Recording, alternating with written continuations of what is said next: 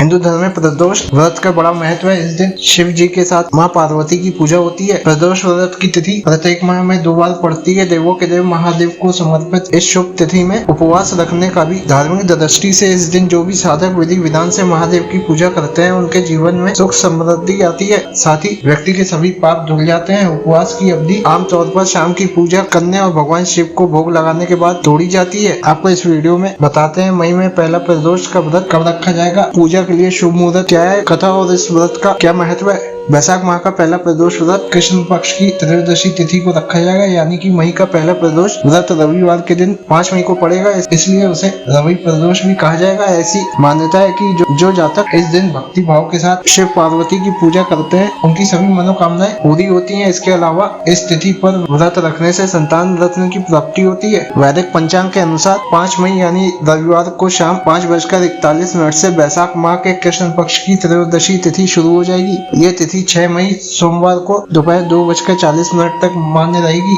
प्रदोष व्रत वाले दिन भगवान शिव की पूजा का शुभ समय 6:59 से रात्रि 9:06 तक मान्य है। इस समय में ही भगवान शिव की पूजा आराधना करनी चाहिए। प्रदोष व्रत के दिन रुद्राभिषेक अति शुभ फलदायी हो सकता है। रुद्राभिषेक कराने पर शिव कृपा से इच्छित फल की प्राप्ति होती है। आपको बता दें कि इस व्रत से शिव जी की विशेष कृपा प्राप्त होती है। धन संपत्ति और यश कीर्ति की भी प्राप्ति होती है। प्रदोष व्रत का धार्मिक महत्व इस प्रकार है। हिंदू धर्म में प्रदोष व्रत का विशेष महत्व है। ऐसा कहा जाता है कि जो साधक इस पवित्र दिन पर कठिन व्रत का पालन करते हैं उन्हें सुख समृद्धि का आशीर्वाद प्राप्त होता है। साथ ही शिव जी की विशेष कृपा मिलती है। कुछ लोग इस दिन पर भगवान शंकर के नटराज रूप की भी पूजा करते हैं। इस दिन देवों के देव महादेव ने तांडव करके राक्षस अप्सरा पर विजय प्राप्त की थी। बता दें कि भगवान शिव के नर्तक रूप को नटराज के रूप में जाना जाता है, जिनकी आराधना से अक्षय फलों की प्राप्ति होती है। प्रदोष व्रत के नियम कुछ इस प्रकार है। इस विशेष दिन प्रातः काल उठकर सबसे पहले स्नान करना चाहिए। इसके बाद किसी शिव मंदिर में जाकर या घर के पूजा स्थल पर बैठकर भगवान शिव की विधि विधान से पूजा करनी चाहिए। इस दिन व्रत रखना बहुत लाभकारी माना जाता है। इससे भगवान शिव प्रसन्न होते हैं और जातक पर विशेष कृपा बरसाते हैं। प्रदोष व्रत के दिन किसी भी व्यक्ति को अपशब्द नहीं कहना चाहिए। इसके साथ ही इस बात का भी ध्यान रखें कि बिना वजह क्रोध न करें।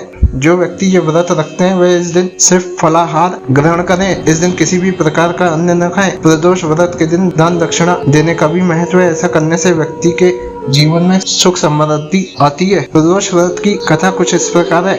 रवि प्रदोष की कथा के अनुसार एक गांव में अति दीन ब्राह्मण निवास करता था। उसकी साध्वी स्त्री प्रदोष व्रत किया करती थी। उसे एक ही पुत्र था। एक समय की बात है, वह पुत्र गंगा स्नान करने के लिए गया। दुर्भाग्यवश मार्ग में चोरों ने उसे घेर लिया और वह कहने लगे कि हम तुम्हें मारेंगे नहीं तो अपने पिता के गुप्त धन के बारे में हमें बतला दो। बालक ने निसंकोच कहा कि मेरी माँ ने मेरे लिए रोटियां दी हैं। ये सुनकर चोरों ने अपने साथियों से कहा कि साथियों, ये बहुत ही दीन दुखी बालक है, अतः हम किसी और को लूटेंगे। इतना कहकर चोरों ने उस बालक को जाने दिया। बालक वहाँ से चलते हुए एक नगर में पहुंचा। नगर के पास एक बरगद का पेड़ था। वह बालक उसी बरगद के पेड़ की छाया में सो गया। उसी समय उस नगर के सिपाही चोरों को खोजते हुए उस बरगद के वृक्ष के पास पहुंचे और बालक को चोर समझकर बंदी बनाकर राजा के पास ले गए। राजा ने उसे कारावास में बंद करने का आदेश दे दिया। ब्राह्मणी का लड़का जब घर नहीं लौटा तो उसे अपने पुत्र की बड़ी चिंता हुई। अगले दिन प्रदोष व्रत था। ब्राह्मणी ने प्रदोष व्रत किया और भगवान शंकर से मन ही मन में अपने पुत्र की कुशलता की प्रार्थना करने लगी। भगवान शंकर ने उस ब्राह्मणी की प्रार्थना स्वीकार कर ली। उसी रात भगवान शंकर ने उस राजा को स्वप्न में आदेश दिया कि